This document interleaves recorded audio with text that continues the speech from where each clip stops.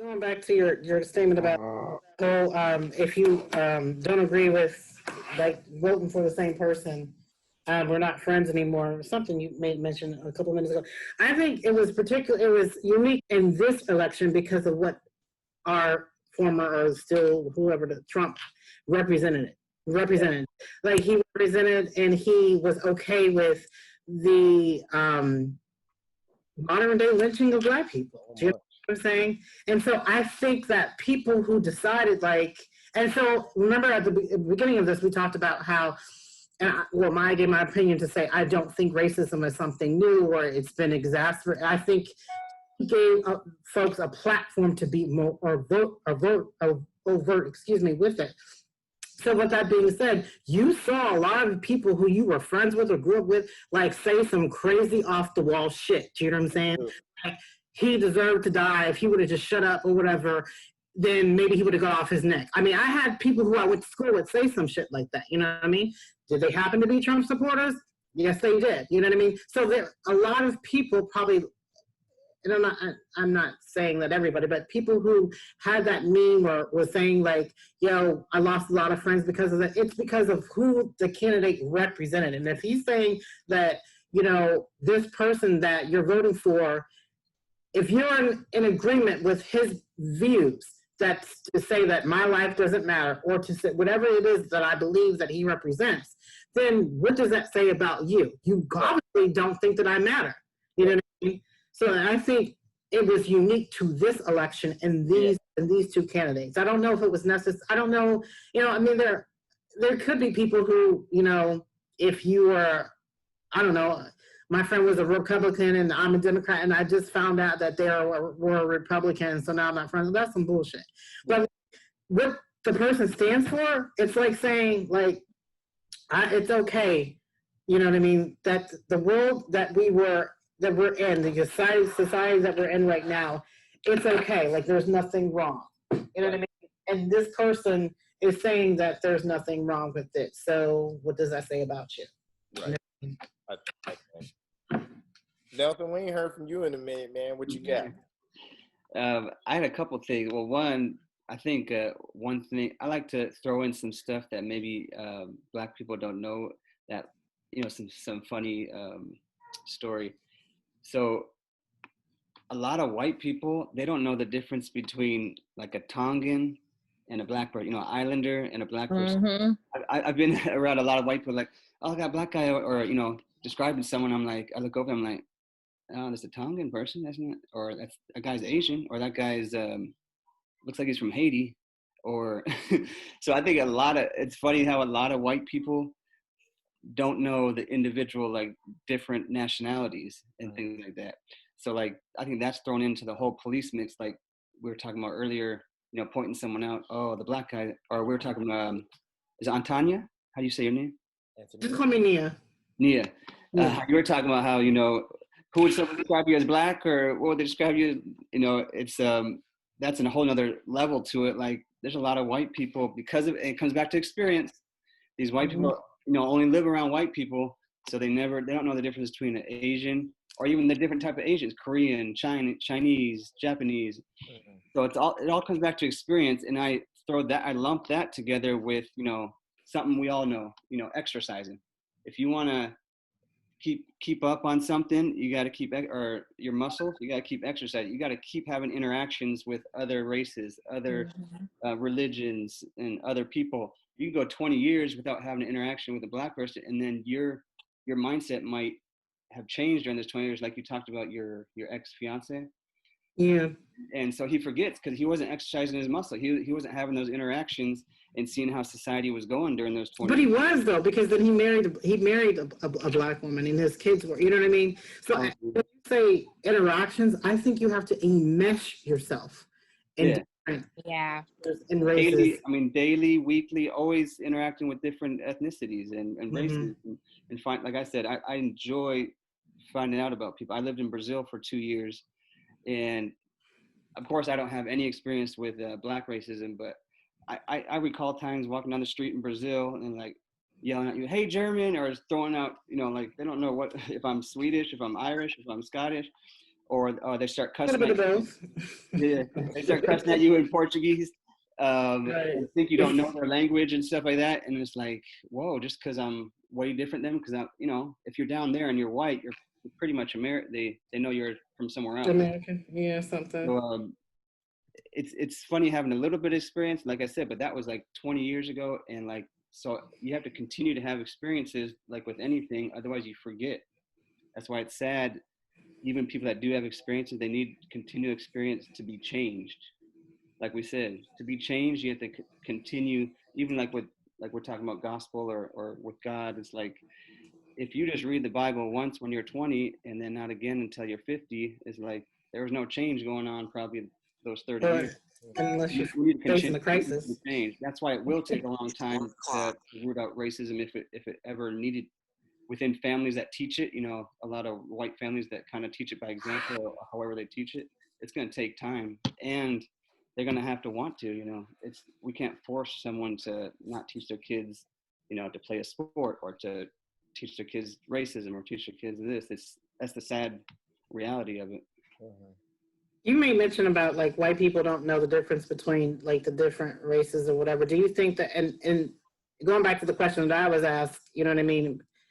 I didn't struggle or whatever, but a lot of people think that I'm Hispanic or whatever, and I've forgotten that all my life. So, and I used to get really angry about it. But do you think that because they can't differentiate, they just kind of group all minorities together?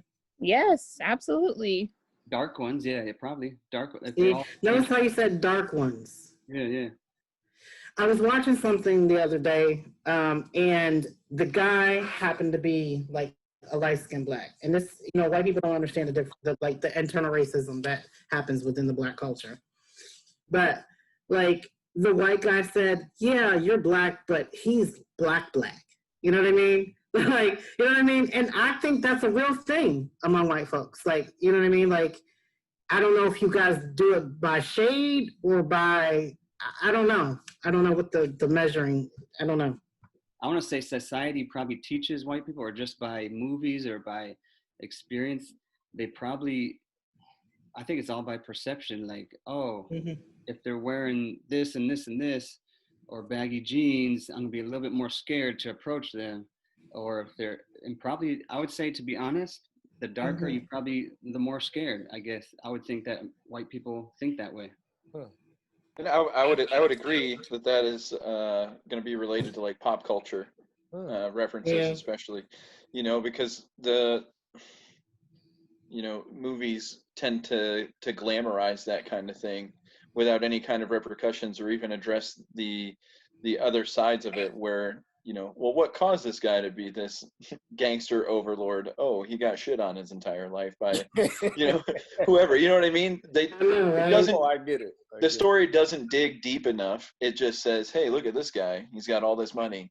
Oh, hey, he's shooting people in the face. Cool. Well, let's just keep promoting that. And that is going to, for people from rural places like where I'm from, where we don't have these cultural exchanges, right? That is our cultural exchange. So it's easier for people to accept, oh, okay, you're black, you're probably a thug. That's not correct, obviously. That's not right. I'm fortunate that I didn't wind up that way, right? But media and pop culture reference, it just doesn't do the right things. It doesn't tell the story correctly. And so that's never does. I was saying what I was saying about the way I dress and the way I am when I was addressing that the young white lady who was in my class, because like I was telling her that if we don't prove it every single day, like if I would have sat, because I sit in the back of the class when I go into college, like I like to be able to see everything. Part of that is the military, you know what I mean? And being, is it? Yeah. That was a black thing. It's a, well, yeah. Because we don't like X or backs to the X.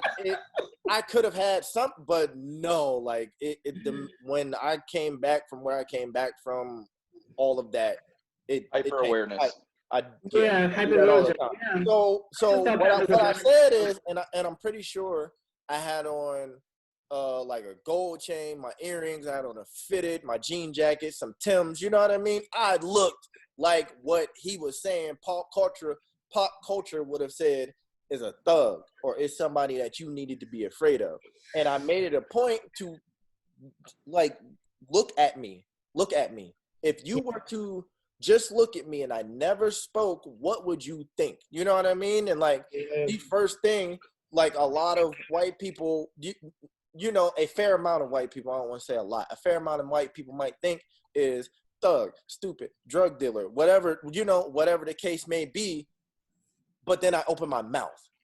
You get what I'm saying? And so like every time I walk out of the house, I have to be cognizant of that, because who I am is more than what I look like, but the stereotypes dictate that I'm that type of person, and therefore I have to go out of my way to shatter the narratives of it. And I don't get a choice in that. I don't get to choose whether or not I want to do that, because this is who I am, and therefore every time I step out the crib, I gotta do that. And so if I don't get to get tired of showing you that just because I wear a chain and some Timbs and a fitted, I'm not a thug, but I'm actually a very articulate, intellectually sound young man. If I can't be tired of proving that to you, then you do not get to get tired of showing Black people that you are an ally to Black people. Right. You can't have it one way and not the other, because if a Black man like me was to approach you, you might be afraid of him. And then he has to prove to you that he's not that. But then when you walk up to Black people, you want them to automatically be like ally. No, that's not how it works. No, that's not how any of that works. It's like it's social programming. Question. I've talked with Phil about it. So as Black people, is the media, you know, whether it be, you know, news and social media, hurting or helping you guys? Even I think well, I've said with Phil before, you know, I don't think the government, to me nowadays everything is backed by money. If they're getting money here and there, they're gonna help something. So is it their real intent to help Black people, or are they just, you know, want to get the money that we don't know that's filtering through behind, you know?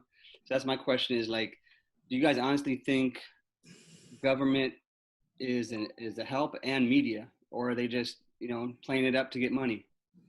I think that they're two separate entities, but they do work with each other collaboratively at some point. So in terms of the media, I think that it's all about the mighty dollar. I think that there has been some push from our own folks to put out positive images so that our young that are growing up can view positive images. Like when I was growing up, I had the Cosby Show, you know what I mean? And a couple of other Family Matters and shit like that I watched.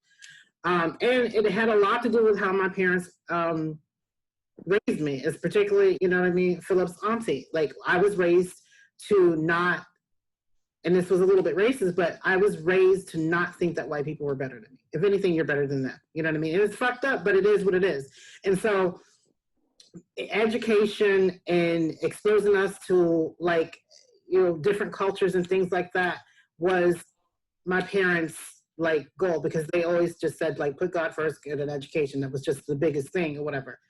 So, I mean, I do think that the media, whatever benefits, whatever narrative they want to have, you know what I mean? That's what they'll show.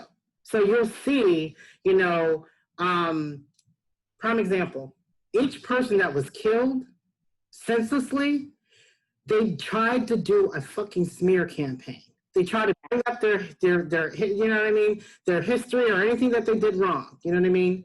To discredit and to take away from, like, the senseless killing, you know what I mean? So when we talk about is the media helping? No, I can't say that they do, but I do know that there are people that, you know, maybe some Black producers and actresses and things that try to put out things that are positive. As far as the government, I don't know. I can't say that they are. You know, but that's just my personal opinion based upon what I see. I don't know. In terms of does media and all that help or hurt? I think it does a little bit of both. Yeah. I think it helps a lot, and I think it hurts some. But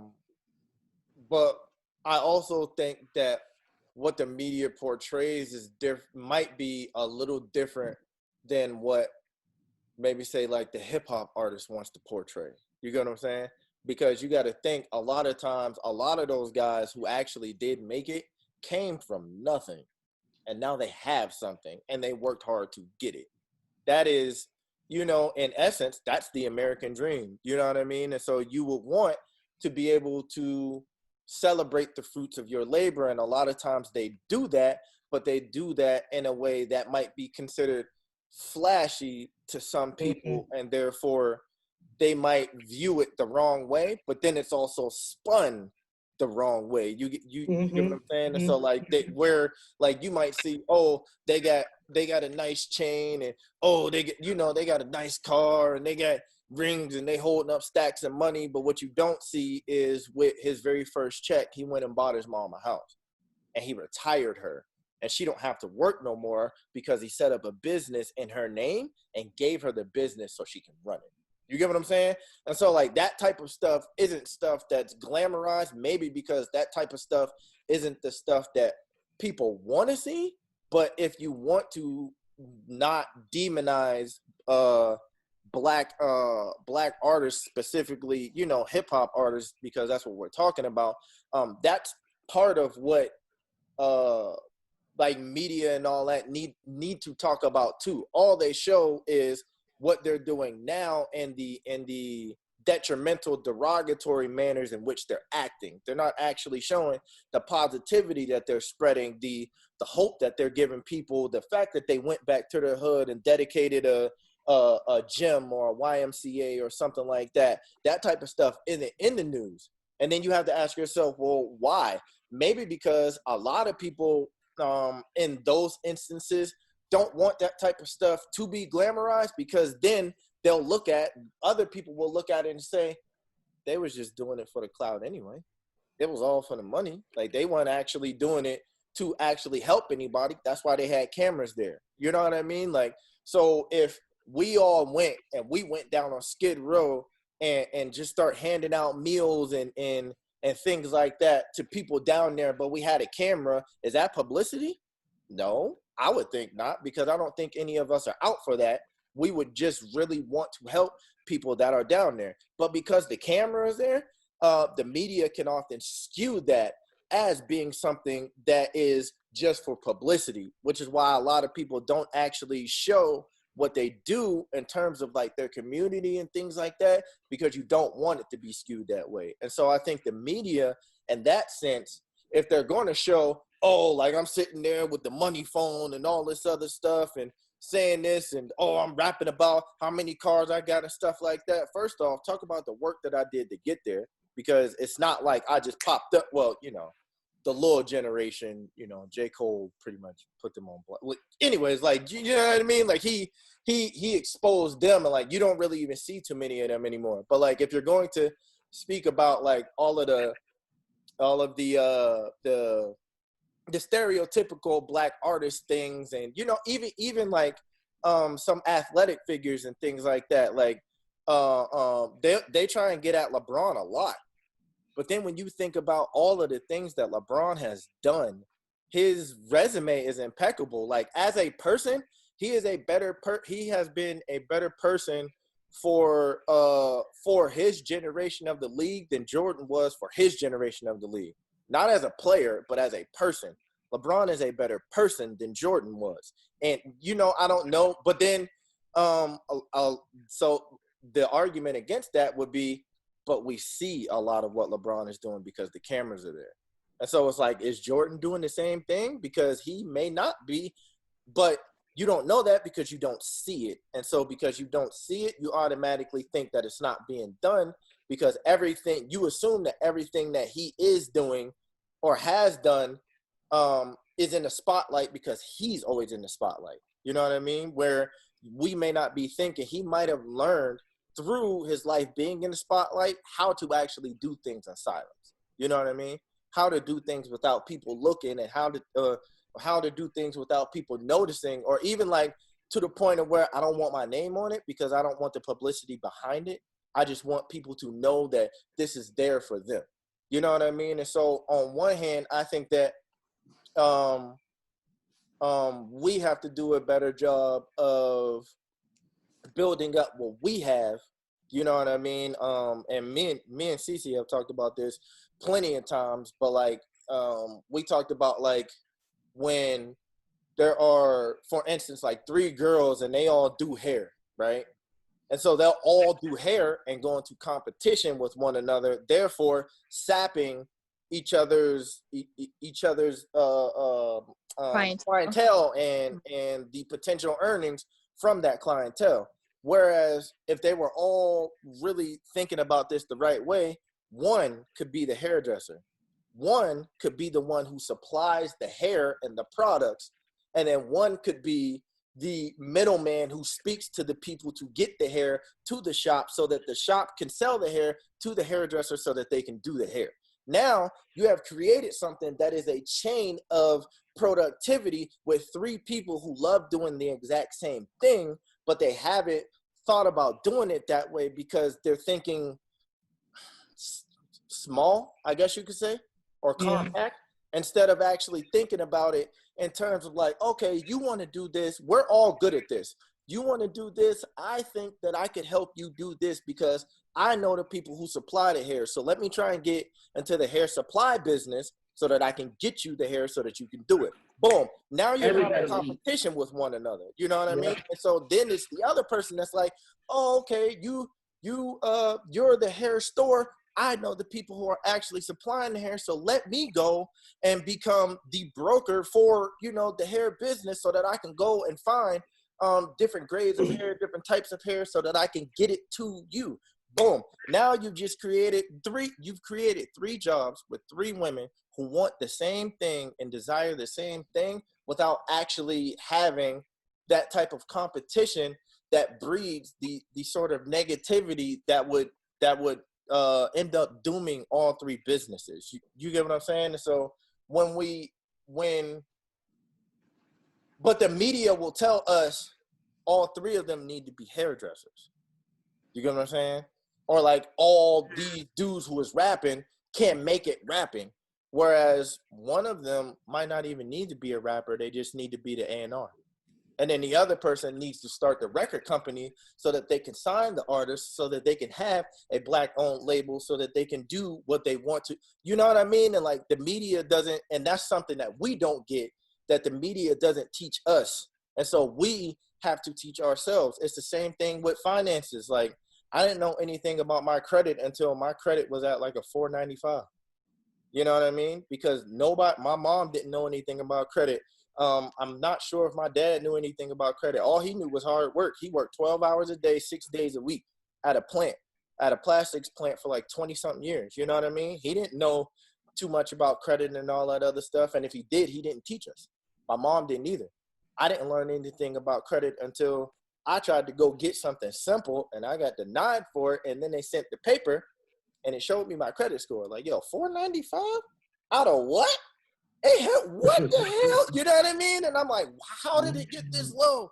You know what I mean? And I had no idea about it because they don't give us that type of, they don't give us that type of information, because if they do, then what they're doing is they're taking potential cash cows out of the pool that they can pull that predatory money from. You get what I'm saying? And so like the media does a lot to portray us in a light that makes us believe that that's where we need to be. I used to think that I rapped and I played ball. Those were the 2 things that I thought that we could do. You know what I mean? And I could have eventually sold drugs. Thank God I had people around me who looked at me and was like, I'm not going to let you do that, because I feel as though you have a greater purpose, you know? And these were drug dealers who could have very easily just let me in it. You know what I mean? And be like, push this pack, give me back, blah, blah, blah, you know what I mean? And then we'll just work like that. I went and asked him about it, and he sat me down, and he asked me how much I needed. And I told him that I was like, but I want to earn it, because I've been working since I was 16, so I want to earn it. And he told me, you will, but you're not going to earn it here. And so he gave me the money that I needed to do what I needed to do. And then he told me to keep myself out of it. And if I ever needed anything, to come to him, and that he would give it to me.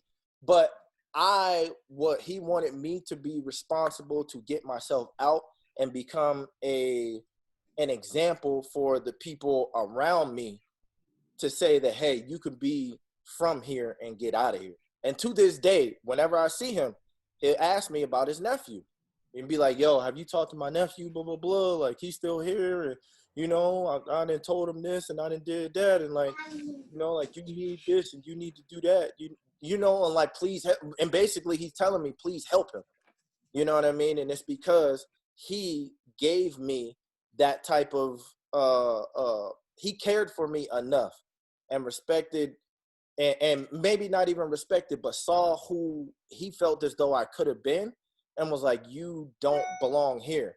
But the crazy thing is, he let his nephew right in it. He didn't stop him from doing it at all. So me, I'm not related to him. And he should have did that for his nephew, but instead he decided to do that for me. You know what I mean? And so there's a lot of stuff that we're not taught, that the media won't help to teach us either. But I also think that, and so in saying that, I say that the media has a responsibility to paint us in the proper light that will help the people who don't know us to see us as something different than what the stereotype suggests we are, especially as a Black man, and then these two as Black women, you know what I mean? Like, being the triple oppressed women, people on earth, being Black woman, and then being a Black woman. All three of those hold very different levels of oppression and discrimination, you know what I mean? And so I can say that I'm double oppressed, because I'm Black and I'm a Black man, but I can't speak to that level of oppression. But what I can say is, for the people who did believe in me, and for the things that I did see on TV, I was always told that that wasn't it. And so there were other ways for me to find out what was it and what I was supposed to be. But I don't think that the media helps enough. But I also think that we also have been given kind of a crabs in a barrel mentality, that we're supposed to be fighting and amongst each other, while the whole time we're just being picked off. You know what I mean? And so we have to understand, and this part of the reason why I created this forum is like, so we can talk about this stuff with people who don't come from where we come from and don't recognize what we got going on, and can even give us different perspectives. You know what I mean? Like, me and you have talked a lot. Me and Jentzen have talked a lot. Y'all have said things on here that I didn't know, or that I've never heard before. You know what I mean? And like, I think that that's what this is all about, is understanding that. And it goes back to what I was saying about the tribe things. Like, we can be completely different, but in the end, we need to understand that we are different. And then not just that we are different and leave it there, because a lot of times that will circulate back to the negativity, that because we're different, something must be wrong. We need to actually say the positive, because positive speaking breeds positive results. So in us saying, you are different, but it's okay because you're still great too. That's where we need to be. And that's how we need to be thinking. And as of right now, I don't think the media helps us with that, I think that the media does a better job than the government. You go from the media. So the media has given us a timeline. So the media went from no Black people let's just talk about the movies. The media went from no Black people can act, and if they do, it's a white person in blackface being a caricature that's so far off from what we are and act like, to you can be a Black person, hence Hattie McDaniel in a movie and win an award. I think she won an Academy Award, but you're going to be a stereotype with the twist. So you can be a mammy on a plantation, and you can throw in a little attitude and sass, but remember, it's under our control. And you can win an Academy, but you're not allowed to enter the building where you want it at.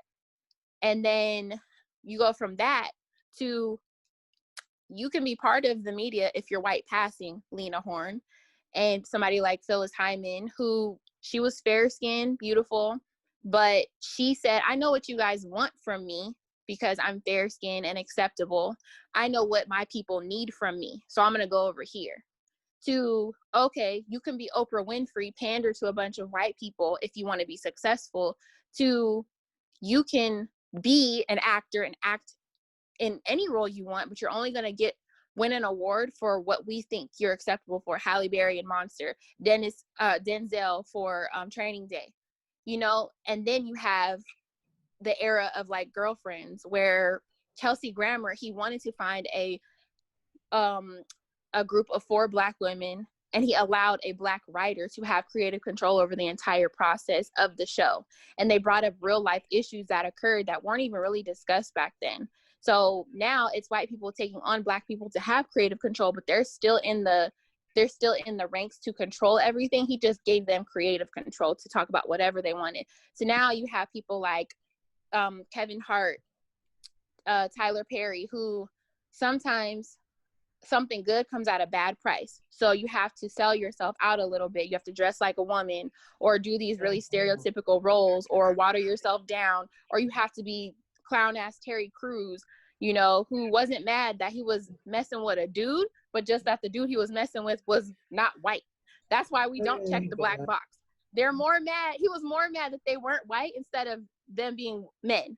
So you go into that era where you get to have a little more creative control, but they still have the reins a little bit. To that same person who seemed to sell himself out for dressing in a dress, bought an old Confederate compound, and now he has complete control over the entirety of his media.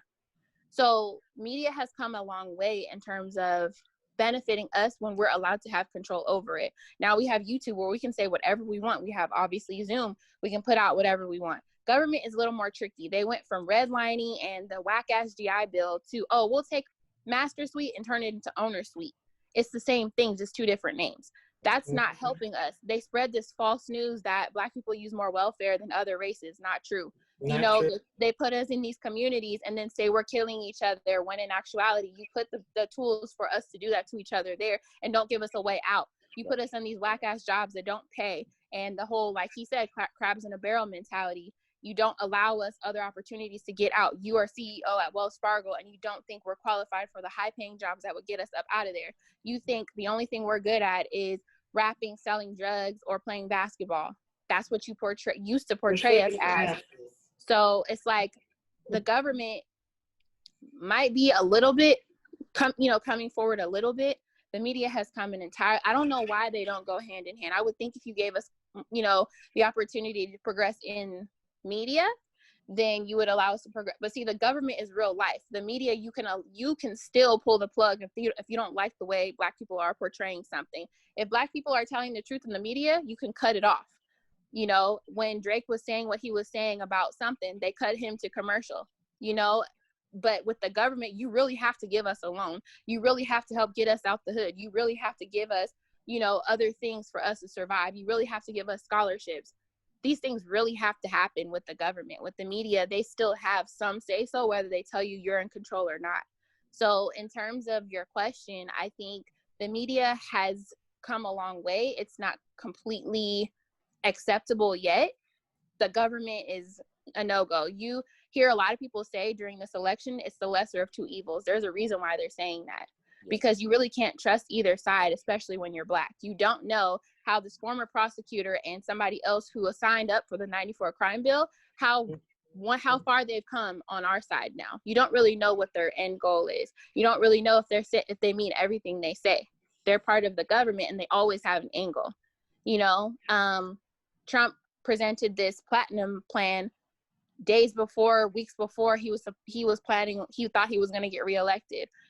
So he's pandering at the last minute. So the government, maybe not, but the media, it depends on who's in charge and who's, you know, portraying and projecting everything that we see. That's true.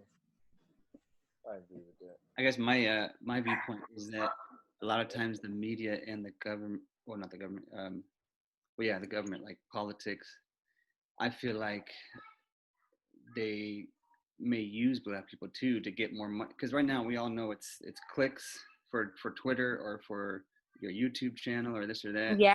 And then it's Monetizing it. money in the box office or for your, like you're talking about rapping and stuff like that. So that's have you guys seen The Social Dilemma at all? Yes. No. Is that the one where they talk about like using like algorithms on social media? Oh yeah, that was crazy. Yeah, we watched that. After I watched that, I was like, wait, that's why I'm like, I wondered why they're always on Facebook, always sending me like conservative videos. I'm like, how did that ever happen? I'm like, why? And then I saw that Social Dilemma. And so it's like, it's just sad how like we're the, how that Social Dilemma said we're the product. And so like, they'll give us anything if it's a bad. That's why I say media and politics is like, no matter how bad it is, untruthful or whatever it is, they're gonna sell us until all the companies and whoever wants to get their ads in there are gonna keep pushing false information, even if it's true, and try to say it's not true, stuff like that. That's why I really don't like either politics or media these days. Media, when I say media, I mainly talk about the news. I don't like Fox News. I don't like any of the news. And then with politics, I really don't like either side. Now I'm basically seeing like you said that none of them are in favor for us. I think even I can't remember his name. One of the leaders for Black Lives Matter said it in an interview. He said, "Yeah, if it was up to us, we would get rid of both parties, and because we know they're both playing us, Yeah, like you in a certain sense, there needs to be some type of pandering to us because we haven't got they haven't given us anything as compared to even other people who have been marginalized in this country. You know what I mean? Like outside of anywhere else that anything else has happened, Native Americans, the Asian Americans, even the Mexican Americans that are being particularly persecuted now. There have been some form of concessions to everybody, but as the minority groups, we have the power to change things clearly as we got somebody who and I think that they both pandered to us, to be perfectly honest. You know what I mean? It wasn't one side or the other. I think Trump just pandered a little bit too late. You know what I mean? Like if he would have pandered earlier, he might have had a better chance of doing it. But we saw through what he was doing because when he presented the platinum plan, he didn't even have any examples or any information about what was in it. He just said that this was it. And because he knew that he needed particularly Black people to be on his side, otherwise he wasn't going to win. You know what I mean? So I don't really think that there's anything wrong with anybody pandering to anybody else. I think that there's something wrong when you pander and then you don't come through on the promise. The problem with Trump is Trump pandered, but then he didn't do anything that led us to believe that he actually had our best interest at heart. He even took to naming it the Platinum Plan.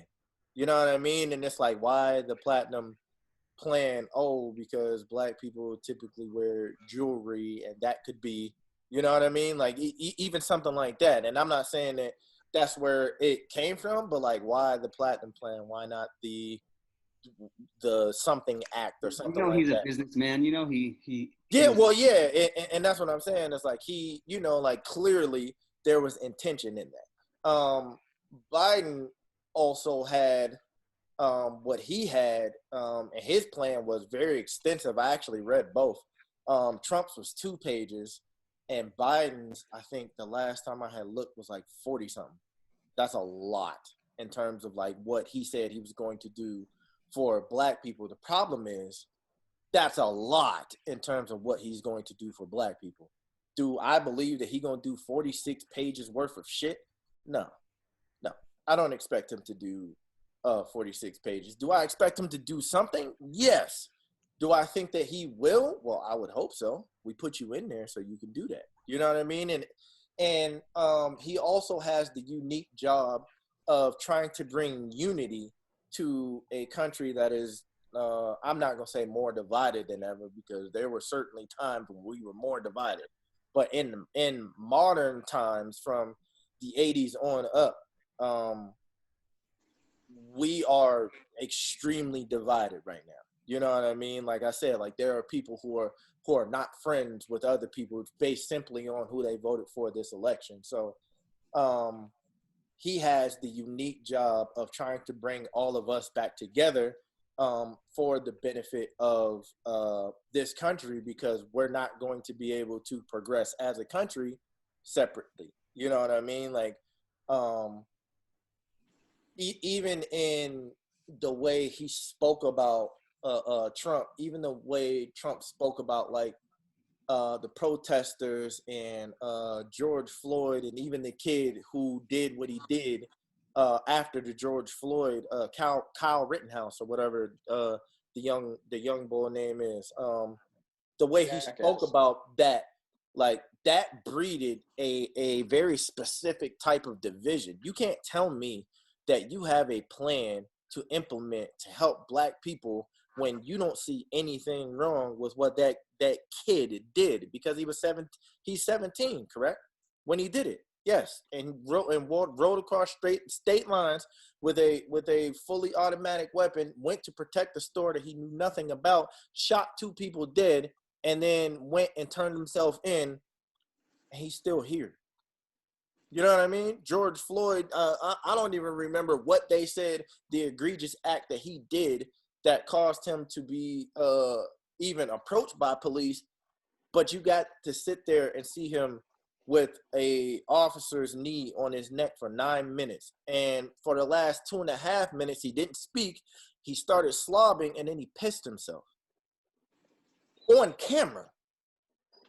So that man is gone. He didn't do anything near what Kyle Rittenhouse did, but one man is dead and one man is alive. And that's under your watch, and you didn't condemn it the way that we needed you to show that you had the type of solidarity that was necessary to bring this country together. But you want to pitch me the platinum plan, and you think that I think that that's ever going to work. No, it won't. You know what I mean? And so, babe, what you were saying about like the government being the worst entity, I agree with that, because in essence, when you look at it, what do we have in office? Did anything really change? We got Kamala. You know what I mean? And like she's definitely not Mike Pence, but we went from an old white billionaire to an old white billionaire. You know? And see, that's where I want to touch on is the expectations of the government. A lot of people have conspiracies and expectations. Here's my thing, and I'm going to be candid. Nia talked about being a therapist extensively, and I think the one thing that affects us all is mental health. And this, for me, has been the year of enlightenment for people who don't know about mental health. I struggle with generalized anxiety disorder, and I didn't know I had it till 2015. And nobody really brought to light the severity of the stigma attached to that. People dismiss your anxiety as something minor. People dismiss you guys as veterans, PTSD, and when Jentzen said being hyper aware, and things like that, that's a real thing. And not to minimize anyone else's mental health, but Black people are at a disadvantage with that, because not only do we suffer because of post-slavery effects, we also suffer because of what's going on just right now. And couple that with the fact that it continues to be minimized in healthcare. I work in healthcare, and I see the way people are treated when they bring their issues up. I've seen the way I've been treated when I brought my issues up. I didn't want to go in for a minor procedure, and I told my doctor I had anxiety. He dismissed it, and he said I still needed to get it done. And I see this time and time again. I was declined an appointment to see a doctor simply because I voiced concerns against the doctor. So they didn't want to see me at that point. Yeah. Healthcare is a problem, and mental health is something that we haven't been afforded the benefit of being treated for. You know, a lot of times in our own communities, if you're Black, you know this, a lot of times when you're anxious or you have stress, they tell you to go to church. They tell you to pray it off. That's good. Girl, do not get me started. God is number one. He's the number one therapist. Jesus is the number one, you know, prescription for that. But he assigned people on this earth to help us with that as well. And so with Kamala Harris, she has a mental health act. Now, I don't put a lot of trust in her because I have to give her, she's guilty to me she's neutral until proven innocent. I'll say that. She has a mental health act that she supposedly is implementing. That's important to me because it helps not only all people, but especially my people. And these are real things that need to be addressed. So when we talk about the government making strides, this to me would be a big deal because mental health, again, ironically enough, we suffer a lot of stress in our community as Black and brown people. We don't hold the torch for the most rate of suicide. We don't. We deal with a lot of stress, yet we don't have that large of a number of suicide. It's on the other side. So you see a lot of people are dealing with different things in their own communities, like Asian people in Asian communities suffer from high expectations while they're in school and, you know, things like this. So for her to implement something this broad, not only would it help us, it would help everyone. And I at the very least, just like Obama, you know, did his thing in the ways in which he could, he didn't do everything. He did things that benefited people in certain ways. I expect at the very least, Kamala implement this. It's very important. People are suffering right now with the pandemic. Stress is up, anxiety is up, depression is up. All this type of stuff is up this year. So they have a duty next year to follow up with all of this. And that mental health act is something that, you know, needs to get done. And in addition to a lot of other things, obviously, but that's something that I specifically read up on that they were talking about doing that I expect from them, because we have to hold them accountable for everything, whatever your personal beliefs are and what you expect your politicians to do. You have a right to make them follow up with and be accountable for the things that they said they would do that would benefit you and your family and your community. 100%. I agree with that. I'm Black. Because I'm sitting over here. But yeah, I agree with that. I think that mental health is something that isn't talked about enough in any capacity. And, you know, being in the field of psychology and learning more about it, you just learn how many people have trouble with mental health, and you never think to even think that is what it is. You know what I mean? As you learn more about what they're going through and or what they could be potentially going through, or even the signs and symptoms of things, you definitely notice like, hi, that could be this, you know, like you have a tendency to even diagnose people that have had no prior diagnosis just based off of the fact that you might see a couple of things that might give you signs. And it's not to make it seem like, you know, the people you know are messed up or anything like that. It's just you once you know, like, you know, like there are things in the intelligence community that I was taught that once I knew, like now I know, and like unknowing it isn't possible. You know what I mean? Like there, you know, like I would see the news even now about certain things happening, like missile launchings and things like that would be happening, and people would be going crazy. And because I know what is actually going on behind the scenes, like I don't react in that way. You know what I mean? And so that's, you know, that's kind of, you know, like that plays a role. Or even like death, you know, like my response to death isn't I don't want to say typical, but it definitely is not a or at least I don't feel as though it is a normal response to death. You know what I mean? Like I think I grieve differently. I think about death differently, and it's because I know and have seen death closely enough to where I view it differently and it affects me differently. You know what I mean? But I just think that we, as a country, that should be a very strong initiative going forward. You know what I mean?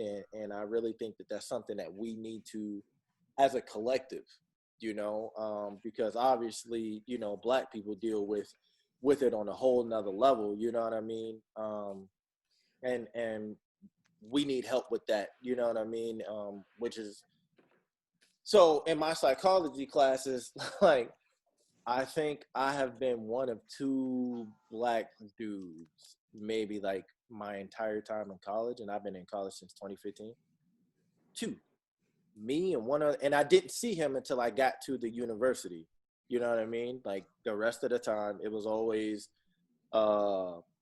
it's mainly girls. You know what I mean? Like, it is a bunch of ladies, and there weren't too many ladies of color either. You know what I mean? Like, it was mostly like white girls, pretty much, and like the occasional white dude sprinkled in, and then you would get like somebody from an ethnic background in there too. But it was only me.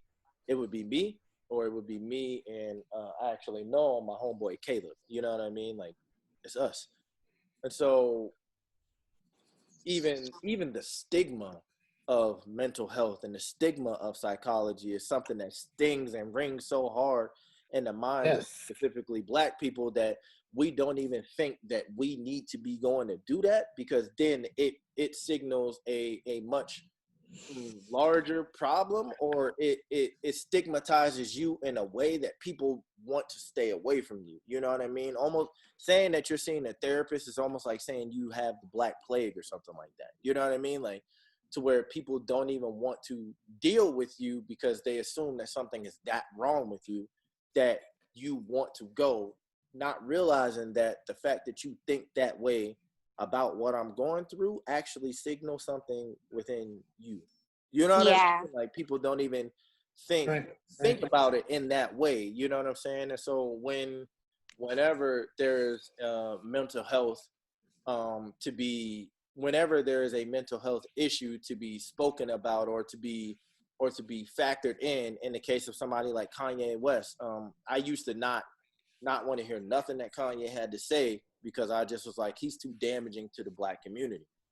But then when you think about it, like, he has a wide range of diagnosed mental health issues. He has mental health issues. Yeah, it's not just that, like, some people can be like, oh, well, I'm this and I'm that, but he actually, he's the DSM-5 criteria. Yeah, like, he definitely has that. And so, like, people look at him and immediately demonize him, and that's what I was saying about the stigmatizing him. You know what I mean? But what people don't even factor in is the context of where he's even at in his mind while he's doing or saying or acting out the things that he's doing. You know what I mean? Like, there could be something there that is making him do the things that he's doing, and they don't think about that. You know what I mean? And that's what I was saying, when he brings stuff up, I'm giving him that. Oh, he's bipolar. I will dissect apart everything he says, but I'm going to first on the surface be like, he's bipolar, because they give that to anybody else. They give it to any mass shooter. They give it to anybody who's outwardly had an issue with the public, who's not Black. They will give them the benefit of the doubt in the mental health realm first. So with Kanye, because when the Sherman Oaks shooter shot, he wrote a letter. He was like, I don't want you guys to put on me that I have mental health issues. He said, I was bored. That is what his sick ass put on the letter before he did what he did. That he knew he was going to be afforded the luxury of being looked at in a more benign way, simply because they afford people like that the mental health scapegoat. So I'm going to give everybody who's Black that option first. Of course, they don't get afforded just a naive, oversight, but we're often overlooked just because we're not. When they did the experiment on Black women and Black slaves, they decided that Black women were strong enough to deal with physical pain. So when Black women are overlooked in the healthcare industry, it's because for decades and centuries, they have decided with asinine belief that because they dissected us open and performed unnecessary surgery on these Black slaves that for some reason we could tolerate pain. So when they dismiss us and when they say there's nothing wrong, or when Black moms are suffering preeclampsia and all this stuff, and dying, they can deal with it. Yeah, they can deal with it. That's why it's important never to dismiss somebody when they tell you something is wrong. And I'm not even talking about for your color, anything, but especially because we have been overlooked for a long time. Especially for women of color. So let me try. Yeah. So what I will say, it's the same thing. The other layer to that is that it goes with this negative connotation about Black folks. They think that you're drug seeking, and that is the reason why Black women in particular, our pains or whatever we're facing gets ignored, and that's why on that alarming rate, a lot of us are dying actually after giving childbirth. In fact, I just read something while we're sitting here. A pediatrician, a Black female pediatrician, just died giving birth to a child. You know why? Because when she said something was wrong, they didn't believe her. Yes. Serena or Venus, whatever the hell, which one of them? She had blood clots. Same thing. You know what I mean? That's a real. Even when I go to the doctor, you know what I mean? But that's why I kind of try to make sure I educate myself before I go. But, I want to just touch base on the stigma that Phillip and Candice was talking about. In this bill, first of all, I want to go back a little bit. We have to be cognizant that in order for things to get passed, it has to go through the Senate, it has to go through things. So I do think that both Biden and Kamala are going to face some pushback. I don't think that because the House is still majority Republican, I don't think that they're going to get support. I just don't. It's unfortunate. You know what I mean? So when we're talking about holding them accountable, the same thing with Obama, we have to just be aware that if the majority of the House is Republican, they're going to face some upheaval and some battle. You know what's crazy, real quick, cuz I actually wrote an article on my website talking about that very thing, and then detailing what Obama actually did for Black people, because you hear so many people saying that he did nothing without realizing, again, the context in which he was president. First and foremost, before he did anything for anybody, he had to pull us out of a recession that he had nothing to do with. You know what I mean? Right. And after Absolutely. And then after that, he actually had to try and implement things against the Senate. I think was against him first. I'll have to look it up, but I know that at least one entity was against him his entire time in office, and I think his last 2 years, both were against him. Congress, entire time. And so, what can he do? What can he say? How can he get things to go when the Senate and the House, the Senate or the House, you know what I mean, or both are against him the entire time? It's not going to work.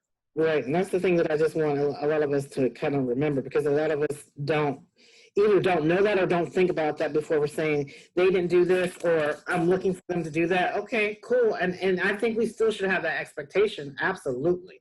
But I want us to be realistic to say, they're not going to be able to implement stuff without a fight. Right.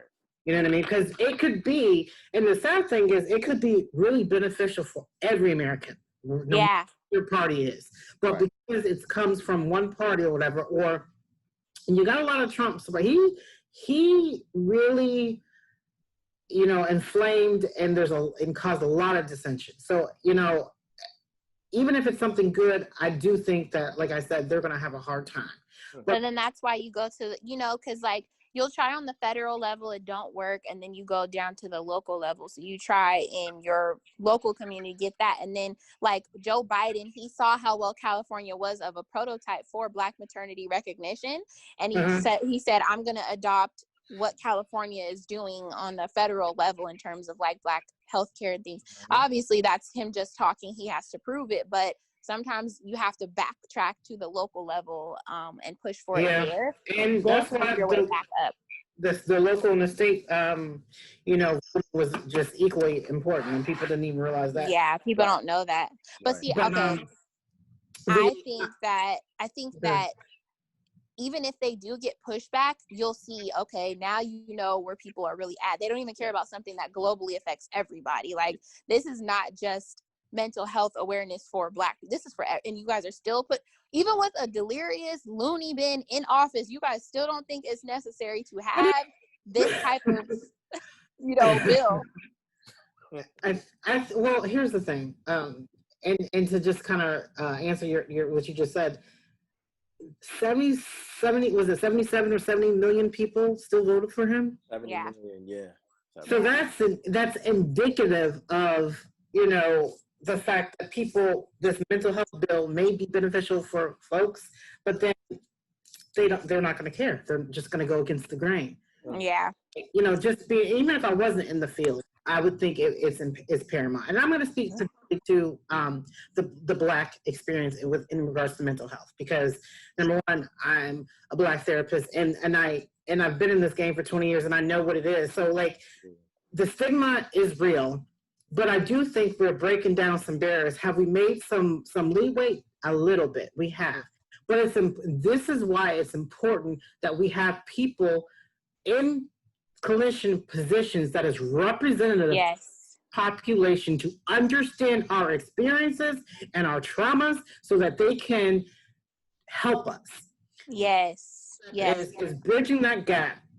And my older sister has done a lot of work for the past 20 something years to bridge the gap between the church and the mental health. And even my aunt has a ministry, Aunt Annette has a ministry or whatever, and she would always, and it would piss me off, but she would always say, oh, the mental health, the physical side, but I'm talking about the spiritual side. No, you can't dismiss it. And that's what, you know what I mean, Phillip, the course that I'm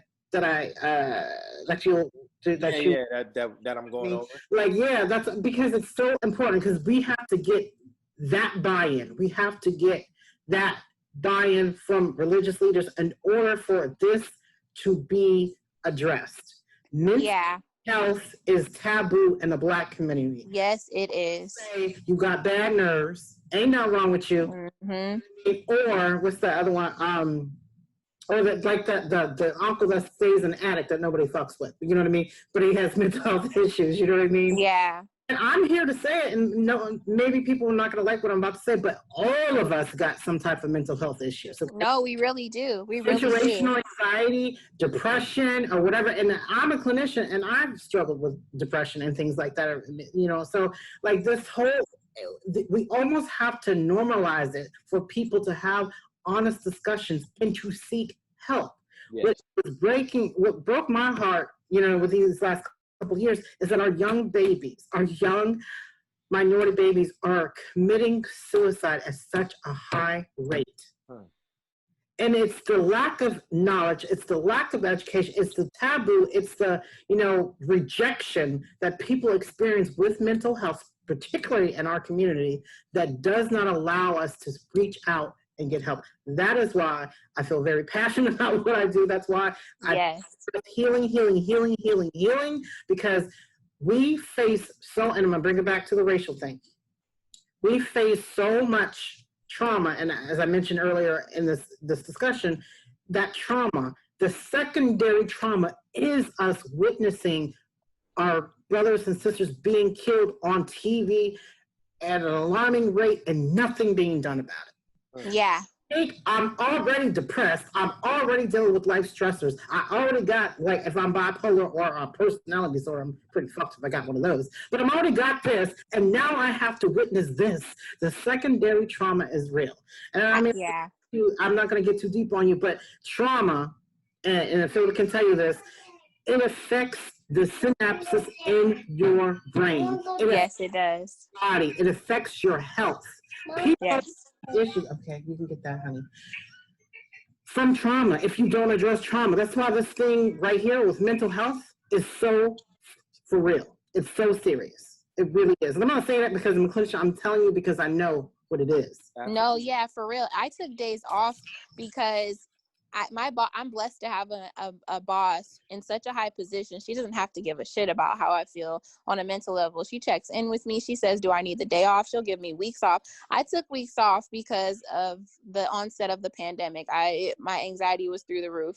Then couple that with all of the back-to-back police killings, police murders, and my CEO said nothing about it. He's white. He said, but that wasn't I didn't put that on him like, oh, he's white, he's not going to say anything. He happened to be white and Uh-oh. Babe, what happened? Hold on. I can hear her upstairs, but not say anything. And I was racist disappointed as I was. And I was like, I'm going to take as many weeks off as I need to deal with the fact that he doesn't give a shit. And people put it to me like, well, how many Black people do you work with or are at your hospital? I said, not that many. My mom said, she was like, he believes in the if it ain't broke, why fix it mentality. If there's not enough of y'all there, why does he need to address it? Is his mindset. And I thought that was fucking sad. It doesn't matter if it's half of a Black person there. I stand with the community that is hurting right now. That's what I needed to hear. That's what I needed to know. And he said nothing. And I was like, until I feel comfortable coming back to work, I'm not making money for a motherfucker who doesn't give a shit about saying something to and about and for me. So I left. I took off. And I just decided to spend my time however I spent it, grappling with. I still haven't watched the George Floyd video. I never will. I know enough about the problems and the suffering our people face to know that was an egregious and horrific act on part of all of those officers involved. So I didn't need anything more than that. So yeah, it really is something that needs to be addressed. But as an example from the CEO, not everybody's going to feel that it's important. On the federal level, everybody may not feel that it needs to be pushed. And I hate to say it, but that's okay. We'll get to it on a local level and we'll just keep pushing. My question was actually for Mike Nelson, how he feels about Black Lives Matter. If his mind has been shifted from thinking one thing about Black Lives Matter to thinking something different about it now, or if at all, if you've always had an idea about Black Lives Matter in a way that, you know, maybe people won't agree with. It doesn't matter. I'm not going to change my opinion of you, you know, in a negative way. I just want to know what you think about the organization and the call to action from the BLM movement. I think, the biggest distinction, I think that's hardest for a lot of white people. I'll say I see it in a lot of white people, including myself, is the actual organization from the actual, phrase and cause. Some people have, I've never looked, I think I looked it up. That's rare. The whole, what's it called? Their mission statement.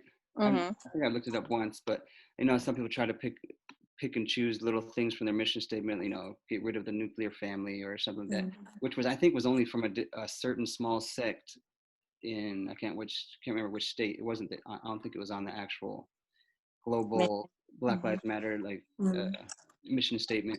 But I've always said, I would hope and believe that, except for the pure racists out there, down in the South, white people that just grew up like that, that all people believe Black Lives Matter and have that love for any ethnicity or race. But I think a lot of people in the media, like I said, I think the media drives the narrative that, oh, hey, this organization believes in this and this and this, but they don't make that distinction in the media. Like, hey, I think everyone believes that Black Lives Matter. We need to do police reform. We need to see how, see, like you guys are talking about mental health, and see if we can rehabilitate people before they make more mistakes, or the whole prison system and all that. But I think that's the biggest, and that's why I hate the media. A lot of people blame Trump, which is a big thing, or they'll blame Black Lives Matter, but it's the media that's making all this money off of throwing out those narratives. Which I think it's right. I think it's right in the middle. And I think America itself is, I think 99% of us are all there in the middle. The media gains financially by pushing the way left wing and the way right wing. I would agree. Yeah, that's true. And see, that's rare that someone who's white would attempt to make that distinction between the movement and the organization, because a lot of people don't know that Black Lives Matter is backed by a white guy who I don't think he has any real interest in the movement. I don't remember exactly why he began to participate in it, but the movement is far different from the organization itself. And a lot of people don't even attempt to do that type of, gain that type of knowledge. So it's interesting to know that you recognize that. And yeah, like I even think, you know, reform, like they're talking about how, you know, police reform is a bad thing, or no, defunding the police is a bad thing. No, it's important. We need to put that into other areas, like when they're talking about putting non-law enforcement to these mental health calls, like these phone calls that involve things that aren't dangerous in the traditional way, but it has to do with just a mental instability of sorts. Get somebody on there that's a qualified, you know, clinician, or somebody that's qualified to deal with that type of circumstance. Those are the type of things that we need, because people like that are suffering at the hands of police too, you know? So when we're talking about it, we're encompassing all things that are handled negatively and handled inaccurately when we make these type of pushes. So what I think that a lot of people don't get is, and I told everybody that what we're doing now came from the conversation between me and Nelson. Like, we was talking about it, and we actually specifically talked about Black Lives Matter, and I said that I agree with the statement. I don't necessarily agree with the movement. And you was like, that's a, like, I don't remember, you didn't say like a great way to put it, but basically it was like you hadn't heard anybody say it like that before. You know what I mean? Like, I haven't heard it. You know, the media tried to make, you know, and media never showed like that any Black person would think that way. So I was like, oh, I thought that was just some white people think, you know, hey, we're all for, or I think even other minorities that aren't, you know, because Black Lives Matter, it's focused more, or it is for Black lives, but, you know, Asians, Hispanics, I think everyone is, you know, hey, look what's happening. We need to do something. We need all this reform. We need to do something. But right. I thought that the media makes everyone, I think that Black people are, no, Black Lives Matter, the organization, let's go. Same thing with rioting. They make you think that all liberals or Democrats are rioting. It's like, no, it's this very few that, you know, right, that riot no matter what, or steal. The people doing the peaceful protests, they have nothing to do with anyone doing anything else. But right. the media. And I think that goes into what you was asking about, like the media situation, and like how devious the media is, because even something as simple as defund the police, they turn that into Black people don't want police at all. Right. And that's not what we're saying There's at all. There's a billboard in Texas that I don't remember. I'm like in Fort Worth, but we were driving through Dallas, and there's a whole billboard that says like defund us, and then it's like the other scene, like basically watch your neighborhood go to shit. Like this, yeah, and that's not what Black people want at all. But we, like, and you know, like, for anybody who, you know, I think we all know, but like defunding the police isn't like breaking up the police and everybody doing it their own way. What we're saying is all of the funds that go into I had heard something in San Bernardino County that it was like 80%, no, it was 70% of the budget goes into law enforcement, and then the other 30% for the county goes into everything else. Really? That is absolutely asinine, because you are paying these police officers an exorbitant amount of money to protect something that they volunteer to protect anyway. You know what I mean? And like, let's start there. Because it was it is a volunteer job. Like, nobody puts it to you as you gotta do this, and if you don't do this, then like you're not worth anything. The same way that I put my hand on that Bible, and I raised my hand and I swore into the military. I made that choice myself. Therefore, whatever came with that, whether or not I wanted to be prepared for it, I had to be. And what defunding the police is taking that 70% of the budget that's going into the police force and only giving them like 30. Why do they need 70% for what? What is anybody see? I don't want to interject. This is important. Did anybody see? I think his name is it Dick Gregory? Oh, I know him. What? Yeah. So did anybody see like someone did an interview on him about like how to stop the police brutality, and basically he was saying hit them where it hurts at.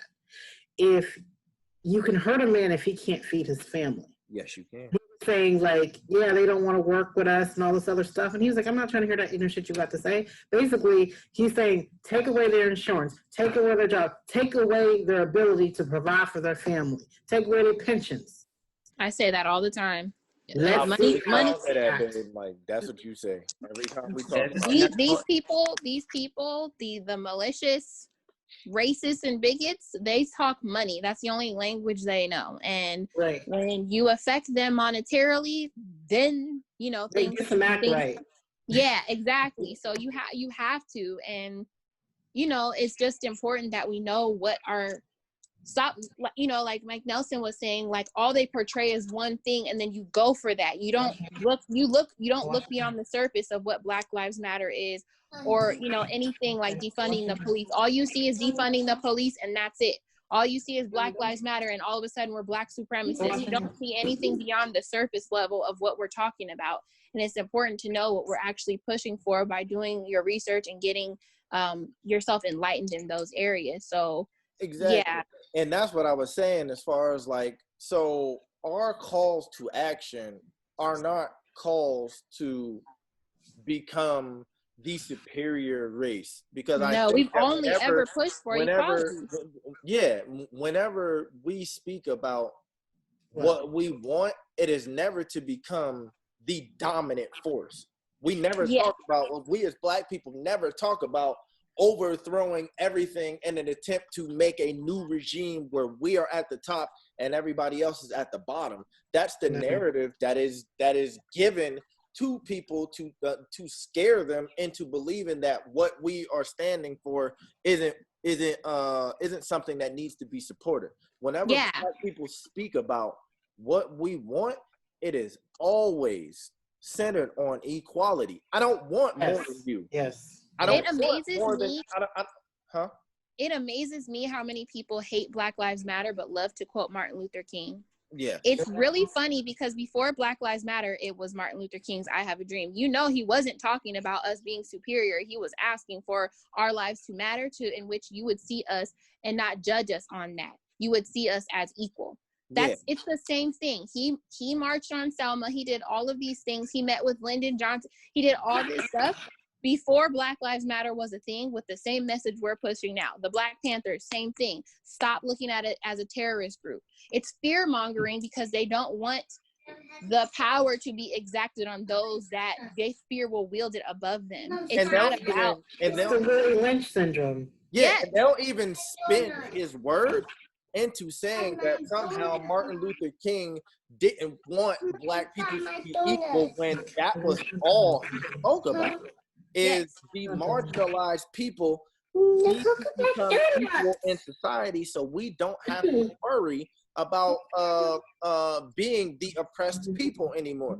You know what I mean? And so whenever I hear anybody saying anything bad about like Black Lives Matter or defunding the police or anything like that, I automatically assume that they don't know what is actually being said. They're taking what is being said and what they may know or may not know or may have heard or the lack of information. Basically, they're taking their ignorance, whether willful or not, they're taking that ignorance and saying, hey, we are saying that we don't agree with this, when in all actuality, all you got to do is a little bit of research. And that goes back to what Blake was saying as far as like being technologically advanced and being able to get onto these devices and learn the information that you need to learn. In the situation with the defund the police, all you got to do is look up what defunding the police actually is.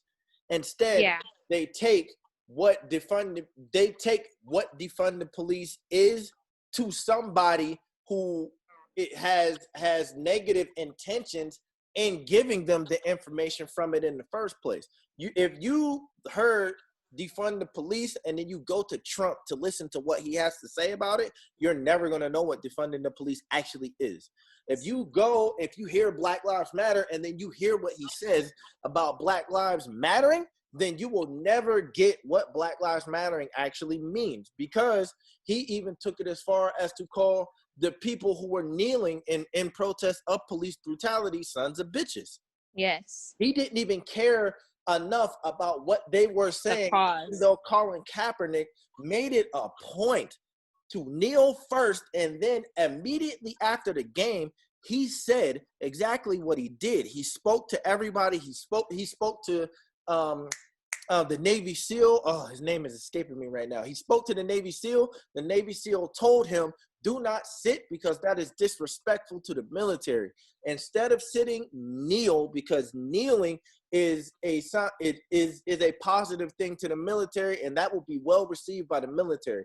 That's why he started kneeling. He knelt, and then he told you exactly why he was kneeling, and then they still made it about something else. That's how you know that you can't actually take that type of information from people like that. Even in the election now, he's losing, and instead of him gracefully losing, as everybody else does, what he's doing is he is trying to delegitimize democracy.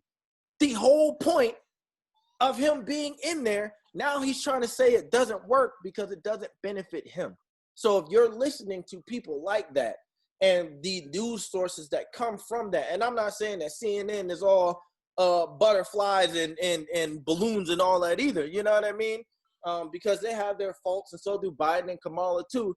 But to think that this man, because when you actually think about it, if he was really for the American people, wouldn't the one thing he would not touch and he would not try to spin to fit his narrative, wouldn't you think the one thing that he wouldn't touch would be voting?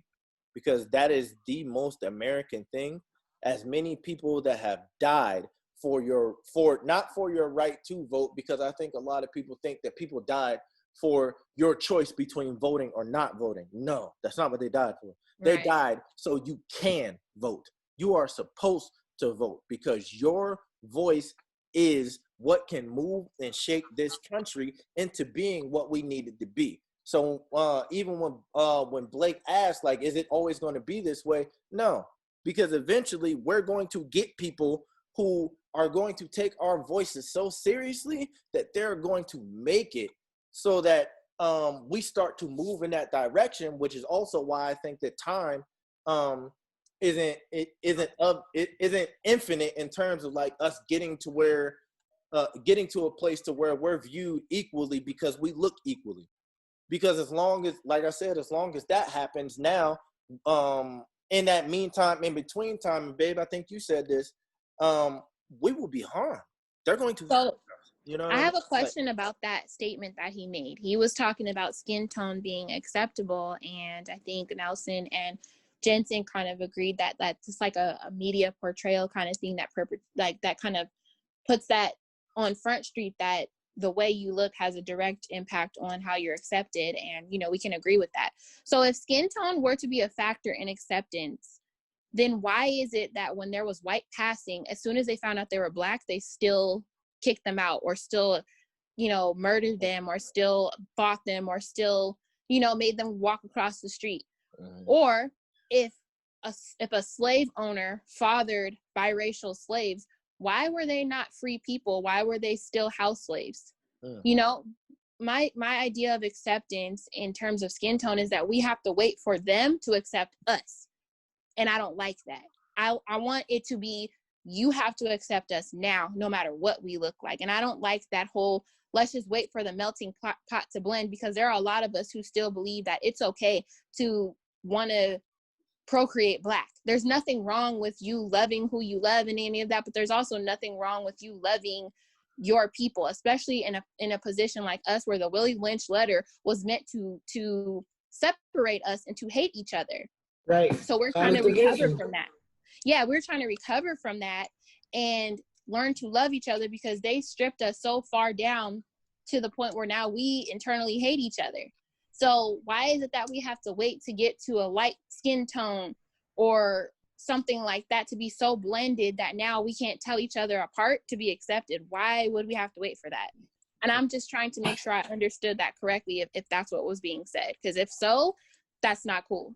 I think that's what he was saying, but I think No. that's what he was saying. You know what I mean? And I mean, I attached the Louis Lynch thing, if you know anybody's not familiar with it. oh yeah, Where Yeah, we know.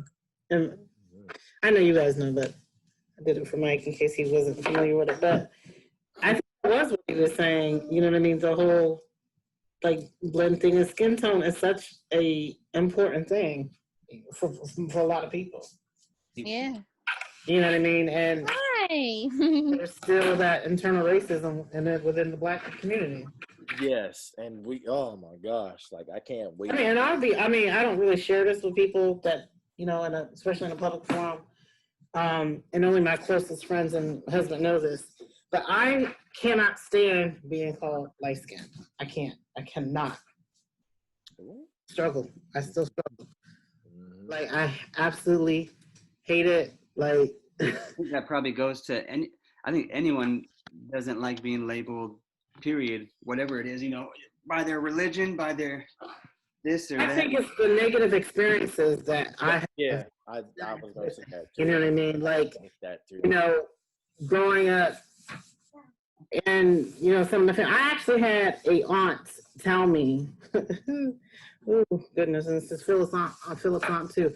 She actually told me that she did not like me or my mama's children because we were light skinned. Oh, I know who that is. I did not receive good treatment because I was light skinned, so it made me hate I hate being light skinned so much. To the whereas, I mean, and I'm sharing this, I'm spilling the shit, right? Because what stays in the group is in the group, right? Yes. I actually went to a tanning bed. Because I had this white boy tell me that he was like, if I only saw your legs, I would think you were a white girl. Like, you know what I mean? Like, your legs are so white. So, like, I could not, and it wasn't until, like, I started, like, getting older and even with my husband to, like, babe, like, you are what it is. Like, it's good. You know what I mean? But I can't stand it. So when people are like, are you like, no, I'm brown. Yeah. But like, I'm saying that just so you can see like the generations of like how the really like the shit is real and it still exists within like Black culture. Yeah, and it's a bad thing that a lot of us aren't aware that we're committing against ourselves.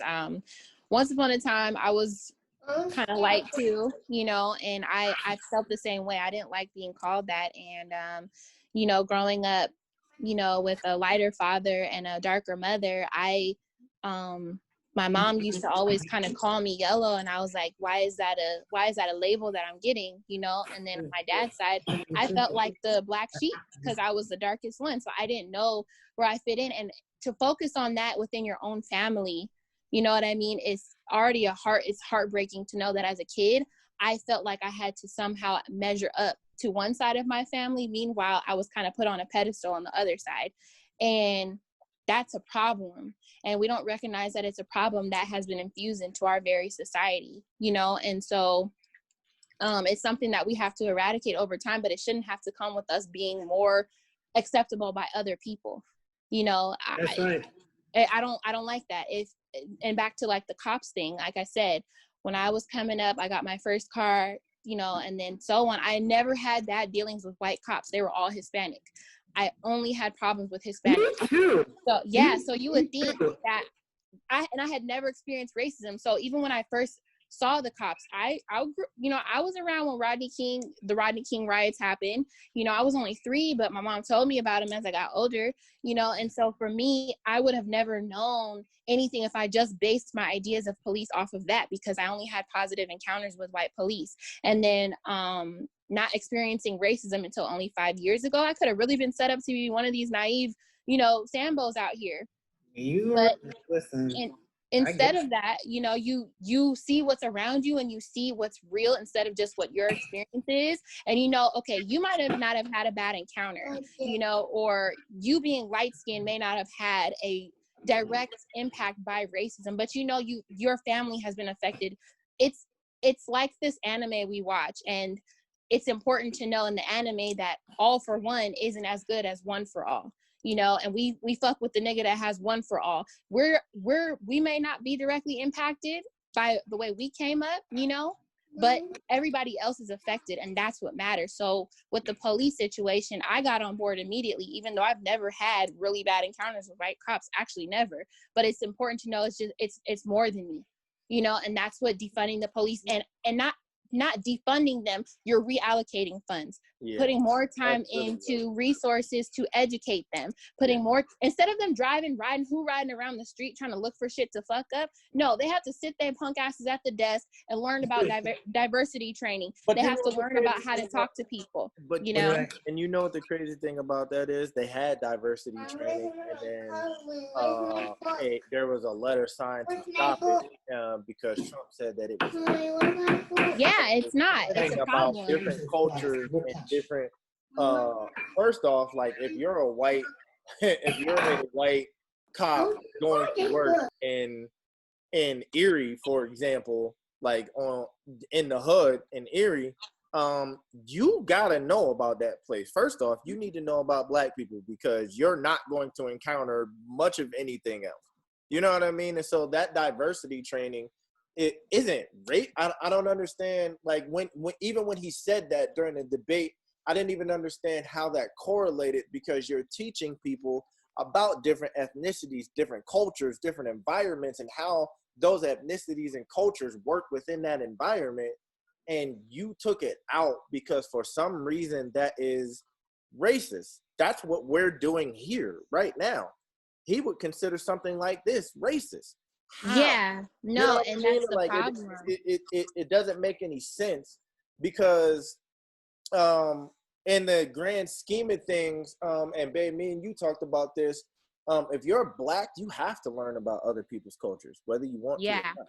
You gotta learn it's not, and that's what I was saying about it not being like, a choice. Yeah, like I don't get a choice. I have to know about white culture. Why? Because white culture affects me, and affects me to the point of where if I don't know how to move within white culture, I won't get far.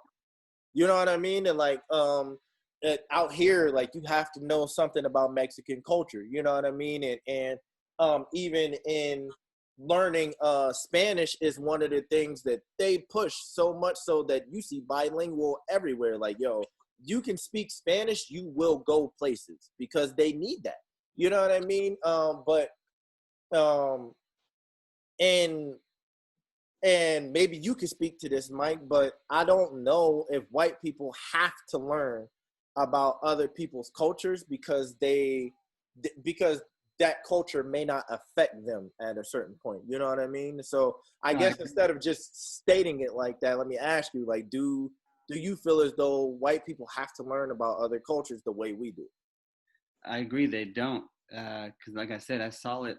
I was forced into it, not forced in it. It was the high school I went to where I was around a lot of, I didn't notice it until like senior year, but I think it came up or something like, hey, look around, you're pretty much only 2 or 3 white people in the class.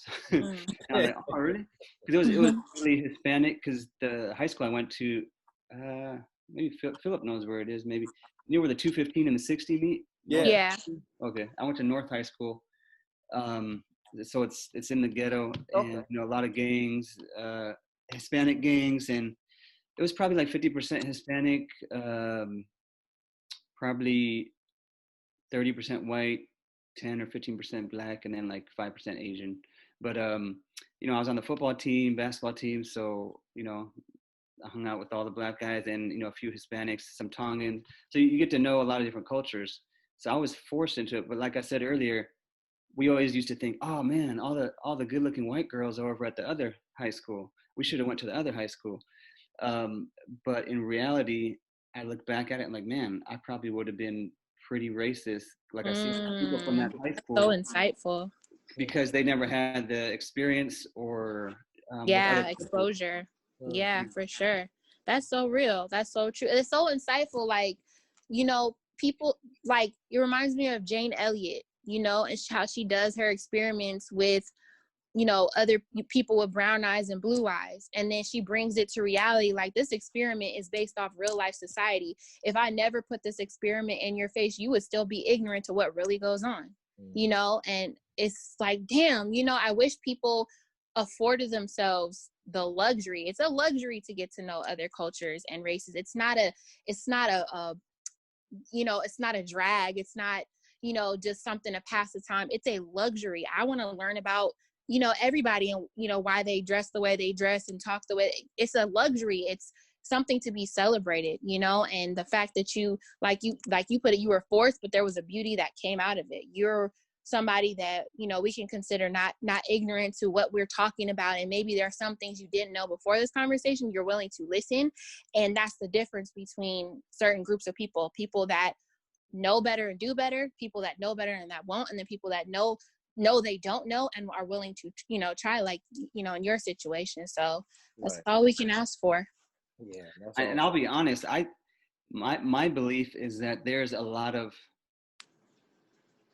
I don't want to label some white people, but I think there's a lot that are just, like, I think Phillip brought up, I've never heard of the word before. Is it overt or covert or both? Overt who? Oh, hold on. Overt or covert? Covert. Oh, covert. Yeah. I think there's a lot that just, to me, just by my viewpoint, a lot of like liberals that, you know, oh yeah, black people, let's do this. And I'm like, dude, I can totally tell you're being fake.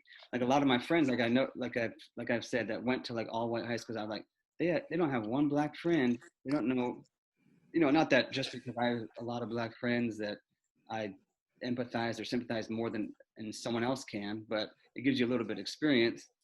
But I don't know if you guys see that fakeness sometimes too in a lot of white people, where they're like, yeah, a lot. And I mean, yes. you can see they don't even look you in the eye. They don't talk to you as a normal human being. Until you can see that, until something is brought up that you can't fake your reaction to. Right, and then you actually get to see it. You know what I mean? Because it can be, oh, what's up, blah, blah, blah, blah, blah. But then the next thing you know, like, you'll bring up something real, like, oh, did you see what happened to, ain't that crazy what happened to Breonna Taylor? And then the reaction is different because they can't react in a way that they know how you would feel. You know what I mean? They can't react in a way that they know would please you, pretty much. You know what I mean? And so they have to react with what they really feel about it. And then, like, it's at that point, then it's like, wait, what? You know what I mean? Or even it don't even got to be something that big. It could be something small. Like, you could be in line, and they could say something and be like, oh, my friend over there, like, they're talking about you, like, oh, my friend over there is like is or like the black guy, like, he's not scary or something like that. And it's like, take basketball for example. When we play ball, you know, it's pretty much just you and Carlos, right? That are black, that ever come. Yeah. Or Sean, Big Sean. Yeah, but, yeah.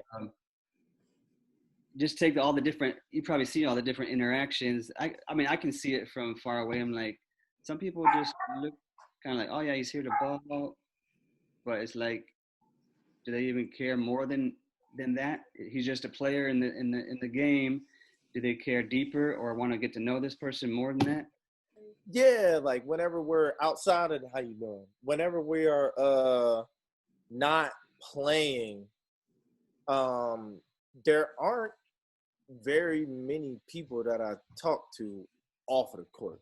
When we on the court, we can talk, and that's fine. And, you know, like somebody I think of is Rick. You know what I mean? Like, me, because he's a Jordan head, and so, man, like, we, you know what I mean? But, like, you know, there's others where it's like, okay, when we're on the court, we, you know, we can talk, we can gel, we figure it out. But once like the game is over, it's like they go to their side, and then I go and sit where I'm at, and then, like, there's no interaction beyond that. You know what I mean? And, like, it, you know, it shows you, you know, because, like, you want me for my athletic prowess and my skill and things like that, but then you don't want to get to know me, you know what I mean, as a person, or, you know, like you're just a commodity. Yeah, like that's exactly what it is. It's like that's all I am, you know what I mean, is a commodity, or I'm a body or something like that. But, like, you know, there's certain situations where, like, people can't fake it. You can fake it in a lot of ways, but in certain ways, like, there are instances where no matter what, your reaction has to be genuine or we know you faking it. You know what I mean? And so to answer your question, yeah, you see that all the time. And like, and you just have to be cognizant enough to recognize that in that moment, if they give a certain type of reaction, that reaction is fake. You know what I mean? As opposed to you just being like, okay, like that's what they, and it's like, yo, wait, nah. Because I've had plenty of, you know, where it's like it's all buddy, and then I say something like, I talked about the Kyle Rittenhouse dude with one of my homies. He was actually supposed to be on here, but with one of my homies, and the stuff he said made me and Jentzen kind of pause, like, yo, what? What are you? Yeah, no, Jentzen was mad. Yeah, Jentzen was more pissed than I was. You know, he actually called me after we got off and was like, yo, I'm sorry about that. You know, like I didn't. But what it was, you know, like we start talking about it. And like I said, you can't fake that reaction. You have to give your honest assessment of what you thought. And the stuff that he was saying wasn't stuff that I necessarily, that I agreed with, one. And then two, I thought was indicative of him being an ally of us as Black people. You know what I mean? And so when he said what he said, like, you raise your eyebrow, like, yo, what? Like, what is you saying? Where did you? Speaking of fake, like, I really appreciate the authenticity of you guys, Nelson, Jentzen, just being your true selves, because Jentzen will tell you, you know, he's white, you know what I mean? And he is who he is, you know. Nelson, I could tell same thing. Like, I don't need you to put on just because I'm Black. Right. I need you to be you because I'm going to be me and still be great. Like what Nia was saying, like when you're smart for a Black, you know, smart for a Black person, or well behaved for a Black boy, or pretty for a dark skinned Black girl, I don't need you to be extra on top of what you are. I hate when I go somewhere, right? And this has happened to me. I don't know if it's happened to you, Nia, but like you go somewhere and you'll be about to say something. And then somebody will be like, oh, girl, how do you know I talk like that? I was in line one time and I was waiting to be rung up, and these girls were getting rung up before me. And they looked at me and they were like, oh, we're so sorry. She was about to say, girl, get out of my way or something. They assumed I was going to say something a certain way. And I was like, actually, no, I wasn't going to say that. I was so extra with it. I was like, actually, no, I wasn't. You know? Like, I do. I'm like, oh my gosh, like, really?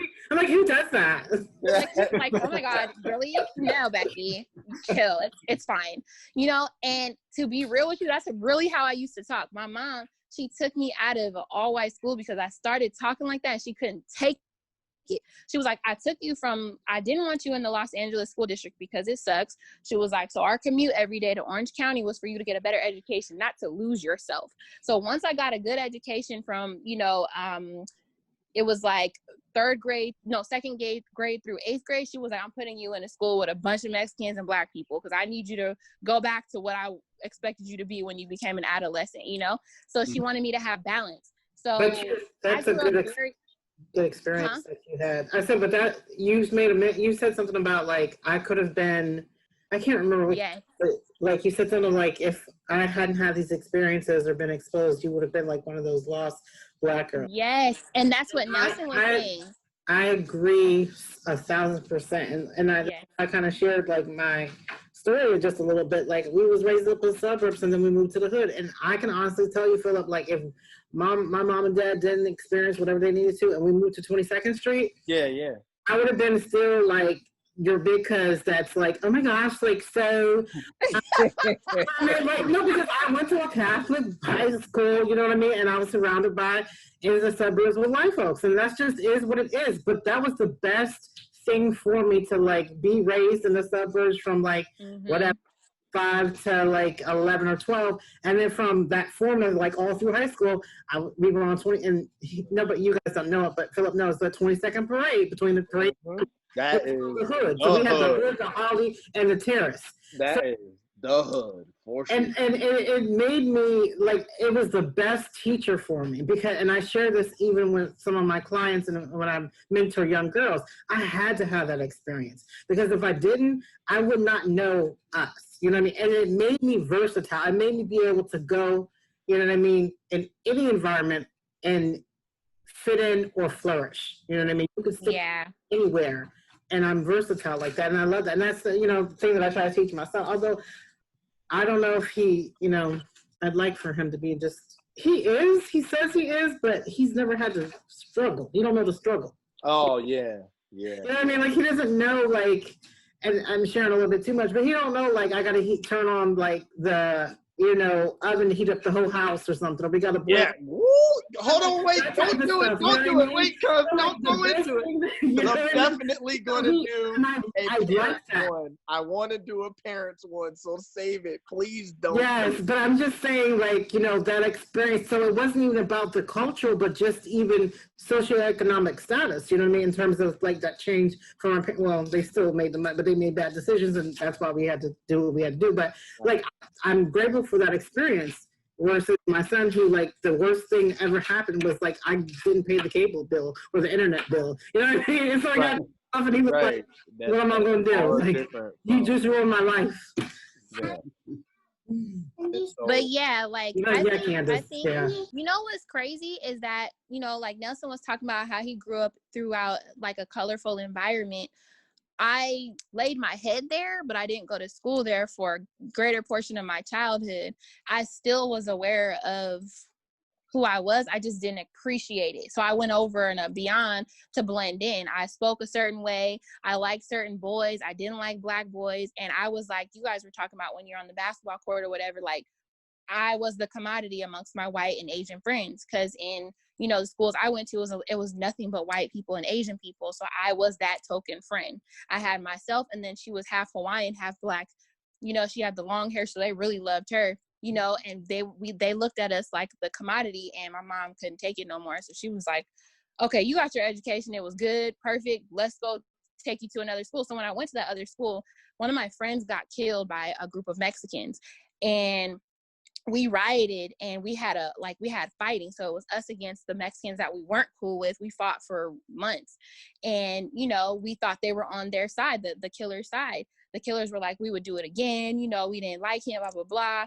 And so you would think, even with her taking me out of an environment where it seemed like I lost my identity, you would think that once I'm thrown into something like that, I would hate, people of Mexican descent, because, to be honest, there's a lot of them out here. And as I stated before, my worst run-ins with cops were with Hispanic cops, right. So I would have had a very skewed idea of who was racist, who was for me, who was against me. Even before experiencing racism for the first time overtly, I still was aware that these things happen. And that's where enlightenment and, knowing your people and appreciating your people despite your own experience really matters. Right. So that's something that we have to teach our kids. And like we were saying earlier, like your ex, he didn't feel like he didn't feel like it. How luxurious for you to not feel like it. Right. Like my mom forced me to read Malcolm X books, Martin Luther King books, Sojourner Truth books. She forced me. And even still, I didn't know what racism felt like. Even after reading Frederick Douglass and all of these things and all of these leaders, I still didn't know what that experience was like. She still made me know my history. And it wasn't until I was grown that I really understood. I got somebody fired because they were racist at a company I went to shop at Victoria's Secret. I got her fired because I didn't like what she was saying to me. And then they forced the whole company to do diversity training. That's a product of my mom raising me to know myself, and then experiencing racism later in life, coupling all of that with my Black pride, and making some action out of it. And that's something we have to do. It's not an option for us. Yeah. We have to always stand on our power. Yep. And that's what I was saying about that. I didn't have the luxury of not going through and just kind of, it being pushed on me. Like, it was happening to me young. And then because it was happening to me young, I learned about it. Like, my favorite historical figure of all time is actually Malcolm X. And like, babe, know that. Like, I will talk about Malcolm X for days, because he was what I guess kind of gave me, and when we talked about the defense against white people, that's partly where that came from. You know what I mean? But it was because I had been through enough situations, and then I went home and told mom what was happening, and my mom has never been the type to sugarcoat any of that. Like, what it is what it is. And then you know, like her delivery has always been harsh, but when she'll bring it back and be like, okay, like this is what I actually meant. And so, you know, like it might have just been like, yeah, like they were being racist. And then like you need to deal with that. And I mean, not you need to deal with that, but we're going to deal with that. But this is what it is. And you need to learn about that. And she knew that I was a voracious reader and somebody who would research everything that I could about what was happening. So I did, you know what I mean? And like and so that kind of helped me build up that wall until I met somebody like Jentzen, or not somebody like Jentzen, until I met Jentzen, who really kind of tore down that barrier to where I felt like I can give people a clean slate, like Blake was saying, you know what I mean? Like he might have felt as though he could always do something like that. And you know, my experiences said otherwise. Like my experiences said that I couldn't do that, or that if I did do that, something would happen to me because I wasn't doing anything to be attacked in the first place.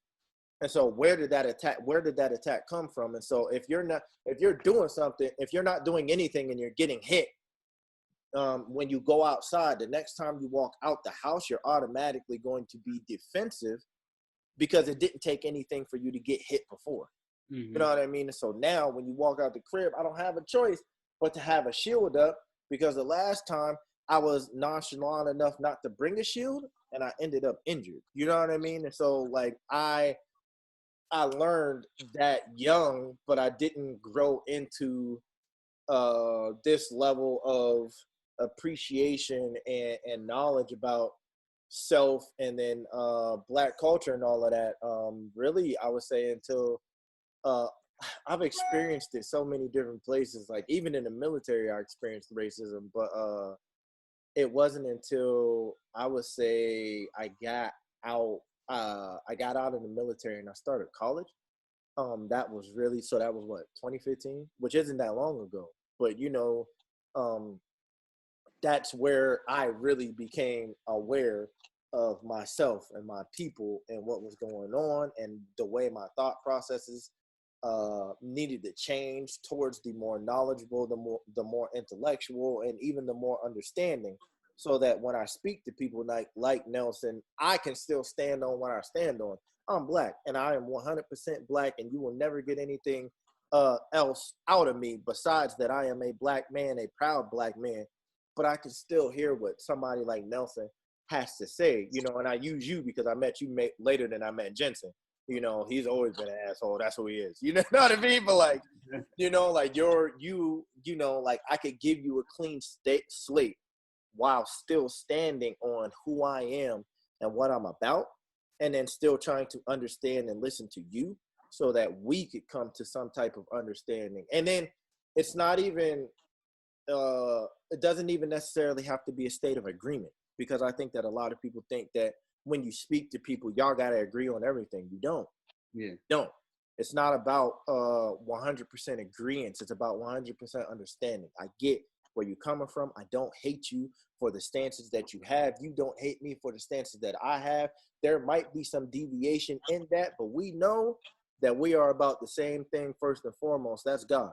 You know what I mean? Amen. And everything else after that, we can figure all of that out, because we both know the foundation that has brought us together, that's God.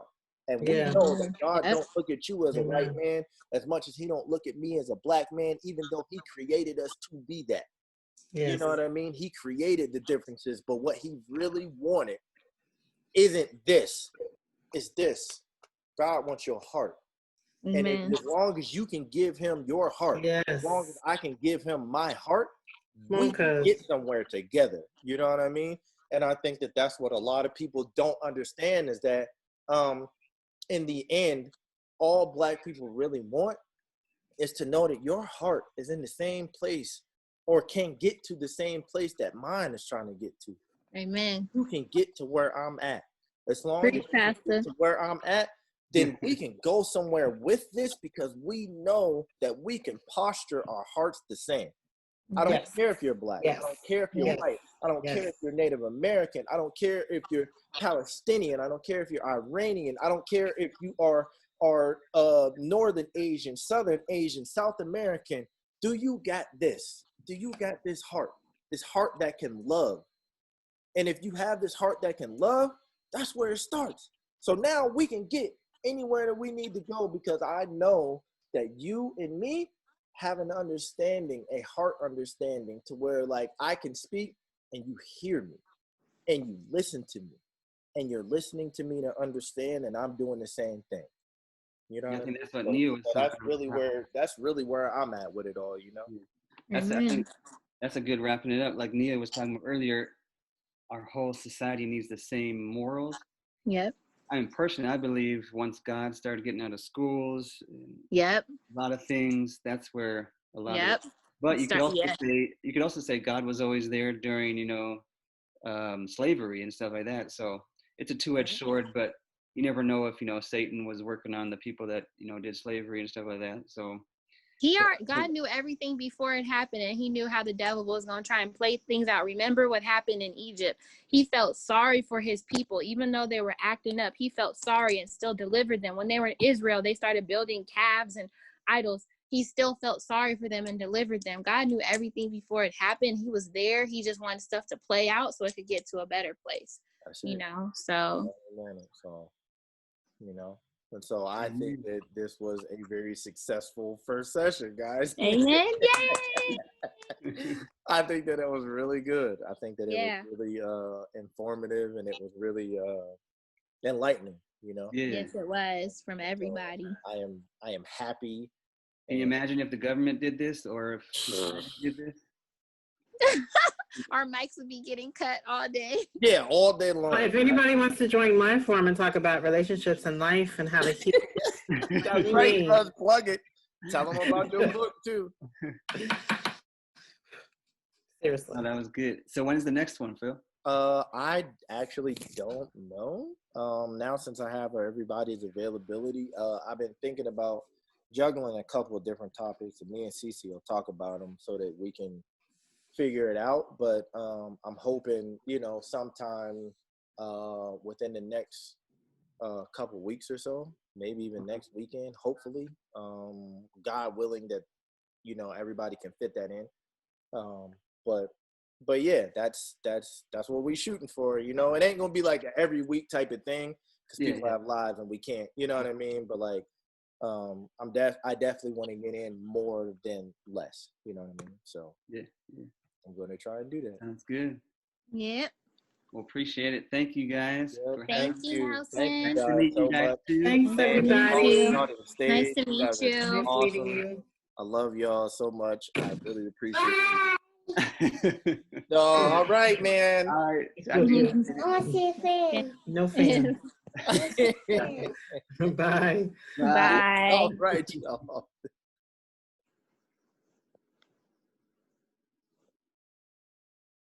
Well, that was good. I felt like that was really good. It was very informative. It was very strong, and I hope that everybody enjoys the content. We're gonna do more stuff like this in the future, so be looking forward to that. So until then, that was King's Court. My name is Phillip Barnes. My website is articulationoftheking.com. Our podcast is Black by Unpopular Opinion, bbuop.com is where you can find it.